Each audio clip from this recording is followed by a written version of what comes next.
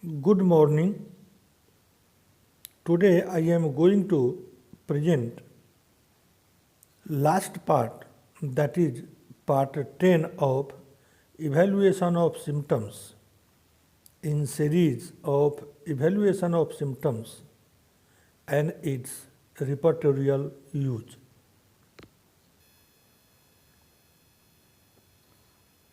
Symptom arising from will and intellect comes on next.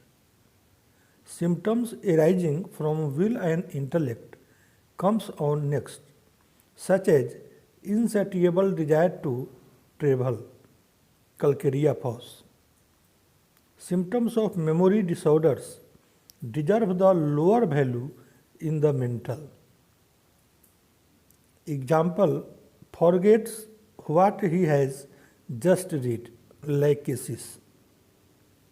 The symptoms of defective sleep and dreams are the last in the mental. Example, sleepy all the day, sleepless on the night, stephysagria. Dreams of black beast, medicine pulsatilla. A striking high-grade physical general will overrule many mental of lower rank, that is third and fourth grade.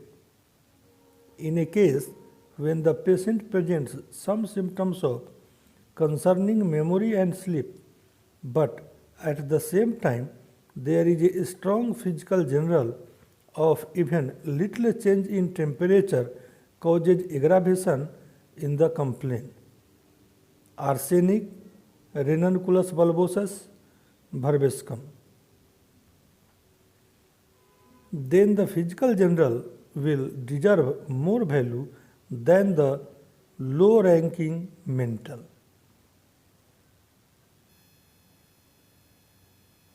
So, not expect a remedy that has the striking general must have or cover all the little or common symptom of the drug. Example, in a case when the night long bone pain along with a characteristic tendency of committing suicide or thinking over committing suicide is present with a history of suppression of syphilitic stigma, refer to aurum. Hence, it is not a necessity that the patient should have high blood pressure with extreme photophobia and atoria or other common and particular as written in the Materia Medica.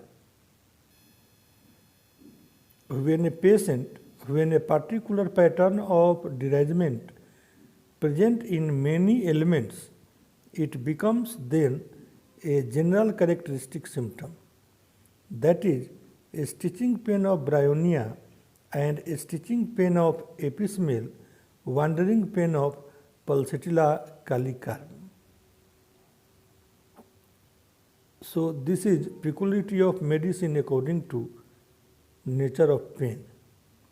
Each and every characteristic symptom does not always lead to the road of cure in the strict sense of homeopathy. Characteristic symptoms are of two types. When a characteristic symptom is associated with a non-organic pathology, that is functional disorders, and when a characteristic symptom is associated with an organic pathology or structural disorders. When a characteristic symptom present with a non-organic disease or functional disease, then it will lead the patient to the road of cure in the strictest sense of homeopathy. Example, a case of acute glomerulonephritis can be cured permanently by opium when the pinpointed pupil is imminently present. When a characteristic symptom is present in a disease where organic pathology is very much evident, it would reduce its rate of incurability but can never cure in the strictest sense of homeopathy. The absence of a symptom for a patient which is commonly expected to be present will refer to its uncommonness. Therefore, becomes characteristic in nature. Example: thirstness during high fever, belladonna epismale pulsatilla. Perspiration absent during heat, illumina, capsicum, conium, natrum carb, opium, pulsatilla, phosphorus. Persistent diarrhea without weakness, acid phos. When two or more symptoms alternate each other at a fixed interval, that is periodically, then it should be classed as a valuable general. Example: headache in winter and diarrhea in summer, podophyllum. Stomach pain alternate with pain in the limb, Callibaicrum. When a symptoms have one tendency in common, irrespective of disease, then it should be regarded as a general symptom. Example: symptoms appear diagonally, agaricus, ambragryssia, acid salp. When a particular symptom reoccurs periodically, it becomes a characteristic one, that is, headache appeared every 10 days, lachesis, that is fixed duration. Asthmatic attack at the approach of a storm, rhododendron. A symptoms may be peculiarity in the patient and will deserve a lower rank in the evaluation of symptoms unless its similar counterpart is found in the materia medica. A peculiar deserves highest mark only when its similar match is suitably present in the materia medica. An ideal homeopathic prescription is based upon more than a single characteristic symptoms. Example: for a prescription of pulsatilla, desire for open air would not be sufficient, but when the same case further reads that the patient is mild, gentle, weeping disposition, dryness of oral mucosa, without thirst, also with desires for open air, would be an ideal prescription of pulsatilla. Includes hot but tendency to take cold. As Constantine Hering advocated, every stool must have 3 legs if it is to stand alone. It should be adopted as a minimum requirement in the practice of homeopathy. That is, organon of medicine, repertory and materia medica. Commonly, the subjective symptoms are more valuable than the objective symptoms, but when an objective symptom is translated into a subjective symptoms, and then it becomes also equally important. The mother of child reported about her kid's irresistible desire for salt, Natramur, tuberculinum, carcinosis. When a characteristic symptoms of a medicine corresponds with the Characteristic symptoms of a disease. Thirst for large quantity of water at a long interval may be a characteristic symptoms of bryonia, but if the same is present in a case of diabetes, it is a disease symptoms. So this is disease symptoms and characteristic symptoms according to nature of appearance and availability of the case.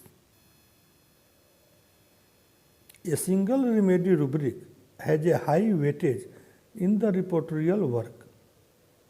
It can be used not only as a good specific for the purpose of palliation or narrowing down the rate of incurability in case of terminal conditions where organic pathology developed depending on the stage of the disease, but also can be frontline contender of the simillimum for a real homeopathic cure. Example: cancer vagina, creosote; swelling kidney, kali iode; burning pain in the pancreas, iris versicollis; lump in the umbilicus, spigelia. Keeping these fundamental principles in the base, many eminent homeopaths advocated their respective theories of evaluation of symptoms from different angles of a particular practical purpose. They all, although are fundamentally possessing a basic homeopathic theory, but their practical utility, scope, limitation, adaptability, approach is different. This is in relation of evaluation of symptoms. These 100 points may be useful for the evaluation of symptoms during purpose of repertorization or use of repertorization. Maybe this process vary or change according to physician, his observation, nature of case and condition of prescription. I request to the all readers who reads part 1 to 10 and make a observation and give me a comment for further improvement. This evaluation of symptoms, part 1 to part 10, this series is dedicated to my Guru, Dr. K.K.C. Patru. Thank you. Like, share and subscribe.